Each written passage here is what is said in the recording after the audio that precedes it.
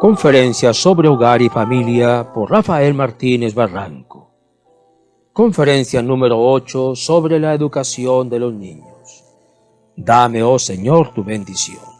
Que la gracia del Espíritu Santo ilumine nuestros corazones y nuestros sentidos. Amén.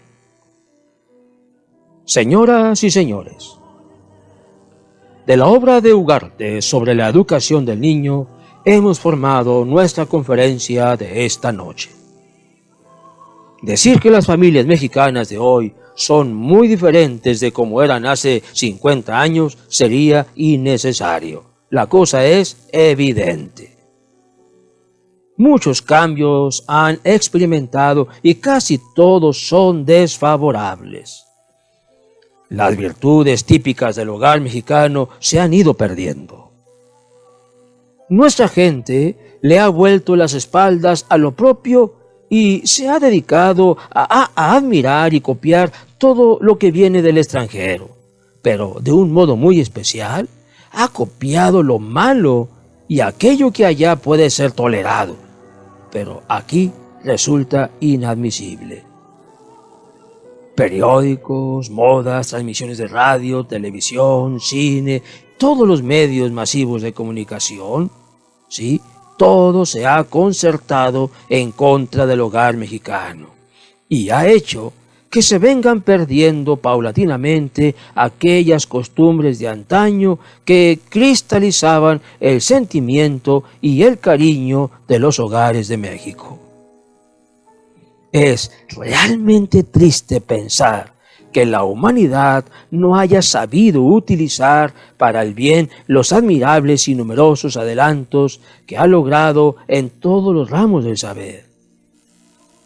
Tales adelantos ciegan a mucha gente, al grado de hacerle creer que es un exceso de pesimismo el de los que, como nosotros ahora, ponen de manifiesto algunos aspectos malos del vivir actual.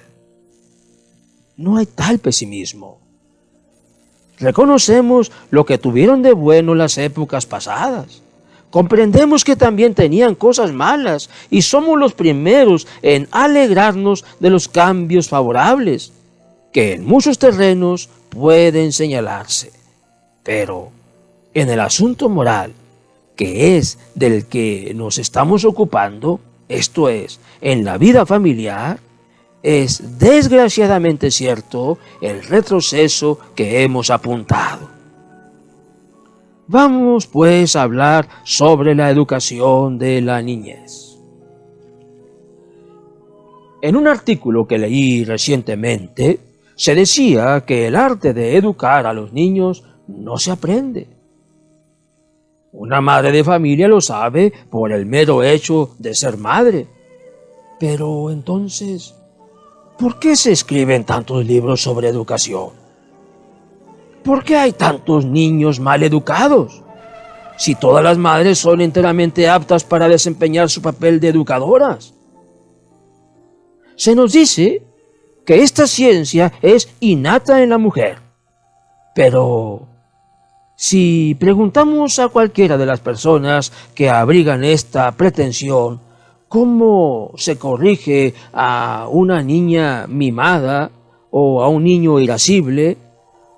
¿Cuántas podrán darnos una respuesta práctica o satisfactoria? Se insiste en que más tarde, cuando llegue el momento de tener que practicarlas, se aprenderán estas cosas. Pero es que todos los oficios, todas las profesiones exigen una preparación adecuada y dejaremos al azar el más difícil e importante de todos. Sería una insensatez. No basta, por otra parte, que se posea una educación esmerada para educar bien a los niños. ¿Acaso es suficiente que el maestro sea instruido para que enseñe bien a sus discípulos? ¡Claro que no! Le es necesario seguir un método, y por esto, en las escuelas normales, los aspirantes a maestros estudian un curso de metodología. La buena educación de los padres, como ejemplo, es sin duda la mejor lección, pero en muchas circunstancias esto no basta. Es menester perspicacia para descubrir las debilidades del niño y conocimiento de los medios adecuados para combatirlas. Es, por tanto, indispensable que los padres, si quieren educar bien a sus hijos, se esfuercen por estudiar y pensar la mejor forma de ir reprimiendo sus malas inclinaciones, favorecer y estimular los buenos sentimientos, e ir así gradualmente creando en el niño el hábito de comportarse bien. La educación no es obra de ímpetu, ni de horas, ni de instantes. Hay que repartir esa energía por igual en todo el tiempo que ella dure. El alambre más débil no se endereza a golpes rudos, pero en cambio, hasta un niño aplicando su poca fuerza con destreza y continuidad podrá darle la forma que quiera. La rama del árbol difícilmente puede doblarse, pero con una soga que lo tire constantemente y un poco de tiempo, se conseguirá el objeto. La tromba inunda la región y no la riega, sino que muchas veces la destruye.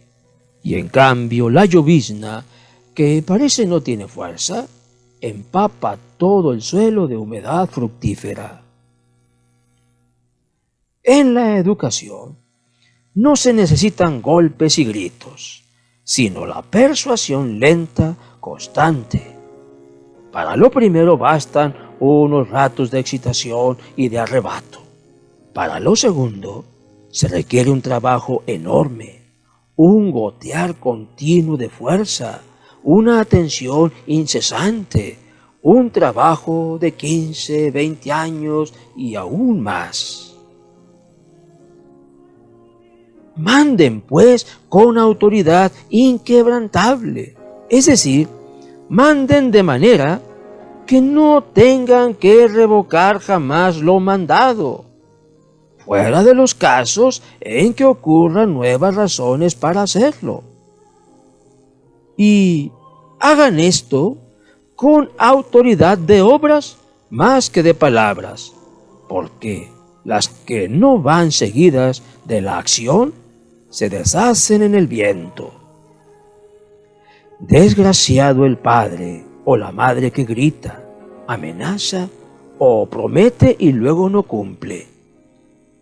Amenazar castigos y no imponerlos, y mucho más imponerlos y levantarlos sin razón nueva y suficiente para ello, servirá para que el niño se burle de todos los consejos del padre. Prometer por alcanzar un pronto efecto premios que después no se han de conceder, servirán para engañar la primera vez al niño pequeñito, pero también para que pierda la confianza en su padre para la siguiente ocasión. Los mandatos paternos, como todo mandato y ley u obligación moral, requieren su sanción. Si no la hay, la voluntad humana, en cuanto empiece a pervertirse, dejará de atender a la fuerza moral, y si no queda el temor a la sanción o el aliciente al premio, carecerá la autoridad de fuerza. No hay que recurrir a grandes penas ni terribles castigos, pues hay muchos modos de premiar y castigar las acciones de los hijos. La concesión de todos los gustos que tiene un niño, con tal que sean buenos, pueden servir como premio o recompensa. Y la negación de todos esos deseos equivaldrá a la pena impuesta por la mala conducta. Procuren adivinar lo que quieren, lo que desean, lo que ellos les van a pedir, y adelantándose a sus deseos, podrán premiar sus buenas acciones, su afán de estudiar, su comportamiento con los hermanos. Muchas veces no conviene imponer el castigo desde luego. Tal vez será mejor esperar a que pasen los primeros momentos de exaltación del niño, pero dejarlo con la idea de que el castigo habrá de aplicarse. Y así, como echar en cara las faltas una vez perdonadas puede ser molestia odiosa e indicio de rencor en los padres, así el guardar la memoria de las faltas por algún tiempo hasta que se les imponga algún castigo es un medio de tener siempre alerta a los pequeños culpables y hacerles reflexionar sobre su falta.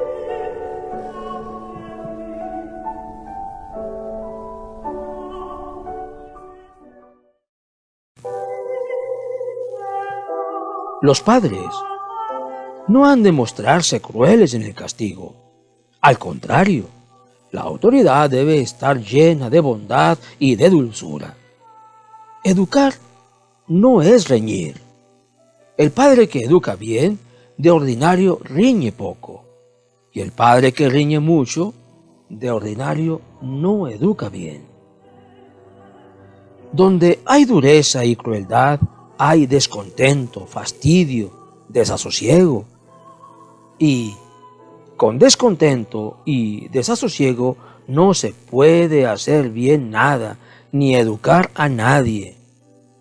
El niño que está descontento de sus padres, huye de ellos, recibe con desvío sus consejos, se hace huraño, esquivo, busca la calle más que la casa, y aún puede llegar a dejar de querer a sus padres, y en este caso es imposible que haya obediencia ni confianza, lo cual es absolutamente necesario para la buena educación.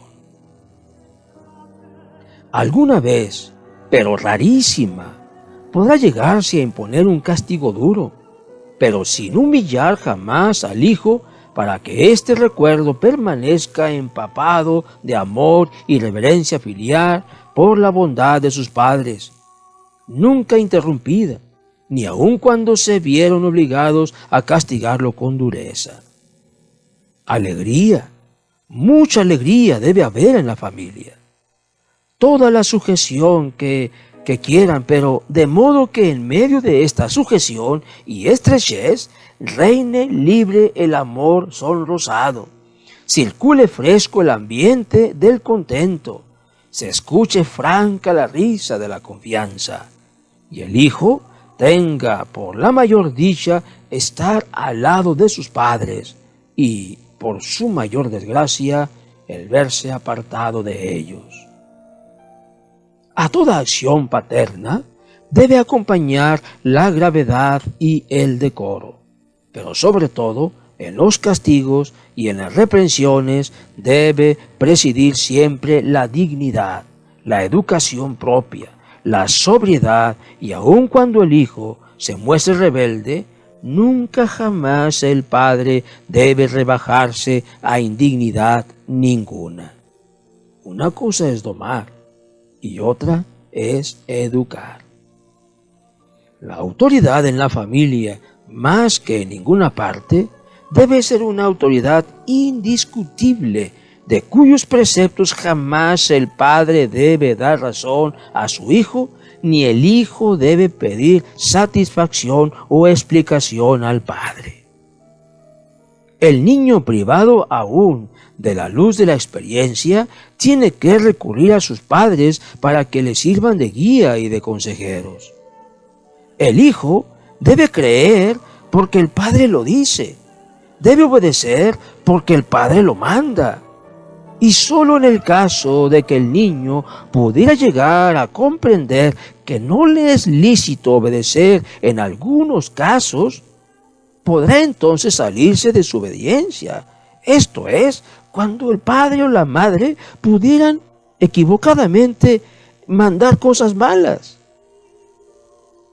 No debe el padre, por lo tanto, consentir que el hijo discuta sus órdenes, podrá, si acaso lo juzga conveniente, explicar a su hijo las razones de su proceder, pero solo para instruirle, no para darle satisfacción o explicación, para que él vaya aprendiendo las razones de las cosas, no para que se crea capaz de pedir cuentas a los padres de su proceder o de todo. Pero para esto es preciso mandar cosas justas, porque si no lo son, el hijo irá cayendo en la cuenta y las órdenes de los padres empezará a discutirlas y a juzgarlas y a dudar y a regatear la obediencia y a rebelarse contra la autoridad. No solo en lo que manda mal, sino aún en lo que manda justamente. Y no solo en general ha de guardar la justicia, sino que aún en particular en el modo de apreciar la conducta y las cualidades de sus hijos.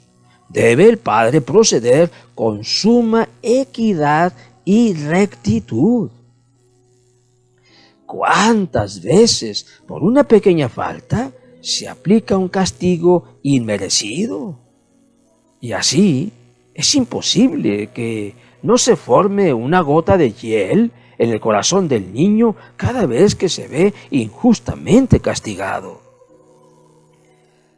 Detestable sistema el de los padres que educan a sus hijos por medio de mentiras, amenazándolos con vanos terrores que no existen y con promesas que no piensan cumplir. Ninguna mentira se puede decir jamás al niño. Por fuerza, hay que ocultarle muchas veces verdades que no conviene que sepa antes de tiempo y que le pueden perjudicar. Pero jamás es lícito mentirle.